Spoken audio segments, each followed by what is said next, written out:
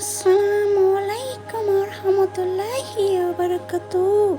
সাল্লাল্লাহু আলাইহি সাল্লামের হাদিসে এসেছে, মালাকুল মউত যখন কোনো ছোট্ট বাচ্চার রূহ কবজ করেন তখন আল্লাহ তাআলা তাকে প্রশ্ন করেন। আল্লাহ তাআলা বলেন, হে মালাকুল মউত, তুমি কি আমার বান্দার দুনিয়ার সবচাইতে প্রিয় জিনিস তার সন্তানকে কেড়ে নিলে? মালাকুল মউত বলেন, হে আল্লাহ, হ্যাঁ। আল্লাহ বলেন, তুমি কি তার অন্তরের ফল সবচেয়ে প্রিয় সন্তানের জান কবজ করে নিয়ে এলে? মালাকুল মউত বলে, জি আল্লাহ, হ্যাঁ। আল্লাহ তাআলা বলেন, তাহলে আমার সেই বান্দা কি করলো?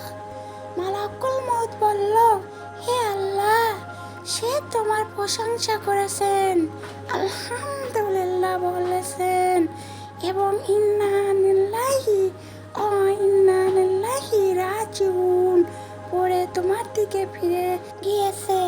আল্লাহ তাআলা তখন ফেরেশতাদেরকে বলেন, আমার বান্দার জন্য জান্নাতের একটি ঘর বানিয়ে দাও এবং তার নাম দাও বাইতুল হামদ, অর্থাৎ প্রশংসার ঘর।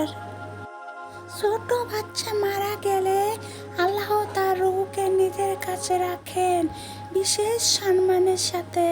মা বাবা যদি ধৈর্য ধরে আল্লাহর প্রশংসা করে তবে জান্নাতে তাদের জন্য বিশেষ পুরস্কার থাকে। সন্তান হারানো ধৈর্য আল্লাহর দরবারে অত্যন্ত মহৎ কাজ হিসেবে গণ্য হয়। এই কাহিনীটি হাদিসে এসেছে তিরমিজি, মুসনাদে আহমদ, ইবনে মাজাহ ইত্যাদি কিতাবে।